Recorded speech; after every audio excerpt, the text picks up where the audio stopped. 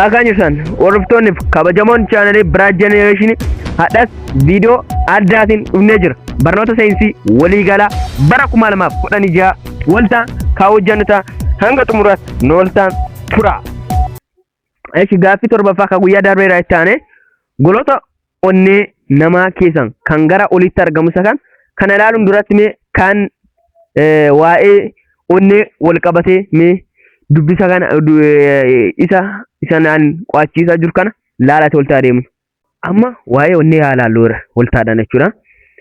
Onneen nama tokko hanga abboottee isaarraa yookaan isheerra kan hin caalle ta'ee maasha jabaa kun maasha jabaa kaardiyaak jedhamurraa ijaarama. Maasha kamirraa ijaarama jedhama? Kaardiyaak jedhamurraa ijaarama. Kanaafuu onneen maashawaadha. Onneen maanna maashawaadha. Onneen maasha keessan kaasa hin sochoone jechuudha.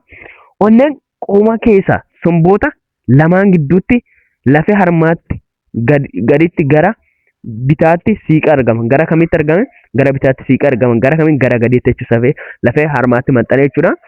Kan qooma somboota jechuudha. Asiin jidduu isaanii keessatti maxxanee kan argamu ta'uusaa beekamaadha. Onneen nama goloota afur qaba. Onneen nama goloota afur qaba. Goloonni gara olii lamaan gara gubbaa jechuudha. Kaama dubbisarra argitan gara gubbaa oorikiloota yommuu jedhaman isaan lamaan gara gadii immoo veentikiloota jedhaman jechuudha. Oorikilii fi veentikiloonni deebi'anii tishuu dhagaa iddoo kana sirrii ilaala. Tishuu maashaa septem jedhamuun bitaa fi mirgatti qoodama. Ilaaltanii bitaa fi mirgatti septem jedhamuudhaan qoodama. Oorikilii fi veentikilii jechuun septem. Goloon qormaatarra isanii septaamii jedhamuun qoodama. Kanarra hundaa'uudhaan goloon afuraan onnee dhiiga of keessaa qaban wajjiidhaan haala armaan gadiitti ibsuu danda'ama. Ilaala amma akka asiin gaditti argitan ilaala. Oorikilii mirgaa dhiiga kaarboon daayoksayidii baay'ate geejjiba. Oorikilii maanii mirgaan dhiiga maanii kaarboon daayoksayidii baay'ate geejjiba. Veentikilii mirgaa dhiiga kaarboon daayoksayidii baay'ate geejjiba. Veentikilii mirgaa fi veentikilii mirgaa fi oorikilii mirgaa dhiiga kaarboon daayoksayidii baay'ate yoo geejjiban, oorikilii bitaa veentikilii bitaa immoo dhiiga oksijiiniin badhaadhe jetti. Dhiiga oksijiiniin badhaadheen just baay'ate jechuudha. Akka loqoda keenyatti jechuudha. Baay'ate jechuudha. Dhiiga oksijiiniin baay'ate geejjiba jechuudha. So kunoota waa'ee isaanii gabaabumatti. So akka ilaaltan sanidha. Kanaaf deebisa kamidha? Gara olitti kan argaa oorikilootadha. Gara gadiitti immoo veentikilootadha. Kanaaf oorikilii bitaa fi oorikilii mirgaa jechuudha. Deebiin kamidha? Isa darra jiru kun deebii ta'a jechuudha. Inni saddeetaffaa immoo kanneen armaan gadi keessan dhiiga kan taasisuudhaan dhiigi akka hin dhangala'an kan taasisu kam beekamaadha. Kanas immoo viidiyoo isaa wal qabatu laalla walta kan deebinu ta'a. Amma immoo waa'ee dhiigaadha. Gaaffii dhiiga irratti hundaa'ee gaaffii kan gaafatamne jira. Dhiigni qabiyyee gurguddoo lama qaba. Isaanis pilaazmaa fi seelota dhiigaati. Maali pilaazmaa fi seelota dhiigaati jechuudha. Qabiyyeewwan dhiigaa jechuudha. Tokko pilaazmaa kaan immoo seelota dhiigaati jechuudha. Pilaazmaa qabiyyee dhangala'oo ta'ee bishaan, nyaata bullaa'ee fi kanneen biroo of keessatti qabata jechuudha. Pilaazmaan jechuudha qabiyyee maali dhangala'oo ta'edha. Bishaan, nyaata bullaa'ee of keessatti qabata jechuudha. Seeloon ammoo seeloon dhiigaa immoo qabiyyee dhiigaa jajjaboo ta'anii seelota dhiigaa sadan seela dhiigaa seelii dhiigaa diimaa pilaatileetota kan keessatti hammatamanidha jechuudha. Kun waa'ee seelotaallee bal'inaan haa ilaallu kaa. Akkuma argitan dalagaa seelii dhiigaa diimaa haa ilaallu. Oksijiinii geejjibuudhaaf seelii dhiigaa ammoo dhukkuba qaamarraa ittisuudhaaf jechuudha. Pilaatileetota ammoo dhiiga kan taasisuudhaaf jechuudha. Hamma isaa kunoota akka argitan 8 hanga 12 maayikiroomeetiridha. Kun ammoo 8 hanga 17 maayikiroomeetiroota 2 hanga 4 maayikiroomeetiridha. Boca isaanii boca akkuma argitan kan seelii dhiiga diimaa baayikoonkiivii yoo ta'u, kan seelii dhiiga adii ammoo kamittuu jijjiirama osaniin jedhan kunooti. Jijjiiramaan seelii dhiiga adiiti. Luggeen kan yoo jedhan kun pilaatileetotadha jechuudha. Guyyoota 120 seelii dhiiga diimaa. Guyyoota muraasa hanga waggootatti jiraata jechuudha. Seeliin dhiiga adii jechuudha. Guyyoota 5 hanga sagalee achiin booda of haaressa jechuudha. Guyyoota 5 hanga 9dha of haaressa kan deemudha maani pilaatileetonni jechuudha. Just kan ammoo just isaanuu gochaan arguu dandeessa jechuudha. Seelii dhiigaa deema ammoo guyyoota of haaramsu. Baay'ina kunuus ilaala. Miliyoona meeqa? Miliyoona 5 milimeetirii wanni jira jechuudha. Dhiigi diimaa jechuudha. Seelii dhiigi diimaa jechuudha. Seelii dhiigaa deemoo kunuus 7,000dha. Kun ammoo 250. 250 jira. Halluun diimaadha. Halluu dhabeessadha. Adii jedhame malee halluu dhabeessadha. Kunillee halluu dhabeessadha jechuudha. So bifa kanadha sanii galadhee yaada. So kanarra hundaa'uudhaan ammoo deebinuu kam akka ta'e amma hin beektan jedhee yaada akka kootti.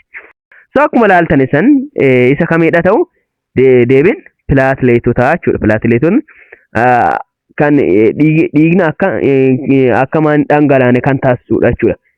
So akkuma ilaaltan sanidha. Ishi albuudota guddina biqiltoota baay'ee barbaachisa ta'e qofa kan qabu isa kam jechuudha. Akkuma beekamu albuudonni guddina biqiltootaaf baay'ee barbaachisa ta'an kanneen akka saalfarii, kaalsiyeemii, pootaasiyeemii jechuudha. Albuudonni kunneen guddina biqiltootaa baay'ee barbaachisoo kan ta'anidha. So kanaadha mee isaan waltaadhaan viidiyocha laalatti walta kan deebiin ta'a. Albuudonni biyya keenya keessa jiran guddina biqiltoota baay'ee barbaachisaa ta'anii fi hammaan xiqqaa barbaachisa muraasa kanneen gabatee armaan gaditti. Akka argitan albuudota baay'ee barbaachisan kanneen akka naayitiroojiinii, foosferasii, pootaasiyeemii, saalfarii, kaalsiyeemii, maagniziyeemii jechuudha. Maagniziyeemii jechuudha. Albuudonni kunneen baay'ee kan barbaachisanidha jechuudha. Kan gafa walitti makameetidha akka argitan san jechuudha. So kan sirrii ta'e filadhaa isaniin jedhani waan ta'eef kirooliinii, biroonii, kopperii, ayirinii, maagaanizii, maalbaadii, deemii. Albuudonni kunneen ammoo hammaan xiqqaa barbaachisan. Kanneen ammoo sirriitti mataatti akka qabattan rikoomandii san tolcha jechuudha. So qormaatarra kan dhufe bifa kanaa waan ta'eef deebisa beekamaadha. Already albuudota kanneen akka kamiiti achirra pootaasiyeemii, saalfarii, kaalsiyeemii jechuudha. Albuudonni kunneen baay'ee barbaachisaa tartiibaan kanneentu barreeffamanii jiru jechuudha. So viidiyocha akka argitan sanidha jechuudha. Ishi gaaffii inni 10ffaa fi inni xumuraa immoo pilaanetota jiran keessa hamma hunda caala guddaa isa kam? Guddaan beekamaadha. Jupiteridha. Isaa wal qabatee mee waa'ee pilaanetota laalati walta kan deemu ta'a. Akkuma beekamu Jupiter just pilaanetota jiran keessa isa guddaa jenneerra. Waa'ee Jupiter ammoo bal'inaan haalaallu ka'a. Akkuma beekamu Jupiter moggaasa roomota durii biratti waaqa samii jedhamuudhaan yaamama. Pilaanetota aduurraan meeqaffaatti argamudha? 5ffaarratti argamudha. Pilaanetii gaazowwan keessa isa jalqabaati. Addeessota 79 qaba. Addeesson Jupiter gurguddoon afran Galiliyoo jedhaman. Isaanis Iyoo, Yuroop, Gaanmeedaa fi Kaalistoo jedhama. Addeessan guddaan sirna soolarii Gaameedaan walakkaa kattaa irraa walakkaa cabbiirraa ijaarame. Hammi isaa Merkurii ni caala jechuudha. Gaameedaan walakkaan isaa maana kattaarraa walakkaan isaa immoo cabbiirraa ijaarame. Hammi isaa immoo Merkurii ni caala jechuudha. Pilaanetota jiran keessanii hammaan guddaa ta'edha. Kunooti hamma gaafii hammaan guddaa kan ta'edha jechuudha. So waa'ee pilaanetota akka dubbistan rikoomandii san tolchaa jechuudha. Gabaabumatti qormaatichi kanarra hunda'eeti akka bahu beekaa deemtan jechuudha. Obomboleettiin guddaan irratti argamti. Saffisa bubbee kunooti 432 kiiloomeetira kun bahu dheeraadha. Bakka obomboleettii akkuma atmosfeera Jupiter keessatti uumama ispootii diimaa guddaa uuma. Kunis hin bahu qormaata baasa wanna ijoo sanitti dabrina. Jupiter haayidroojiinii irra caala manirra ijaarama. Haayidroojiinii fi hiiliyeemidha. Irra guddinaan ammoo haayidroojiinii itti guddata baay'inaan akka guddatu jedhane. Atmosfeer Jupiter haphatee qorituu yoo keessa seenanii adeeman immoo yaabbata ho'aa adeema jechuudha. Tempereecharii guddigaa'ees kunooti. Negatiiva 120dha jechuudha. Baay'ee qorra ta'uusaa agarsiisa jechuudha. So barnoonni kennadha. Kanuma kan fakkaata. So viidiyoo birootiin hanga walitti deebinutti nagaan nu tura. Nu jiraadha.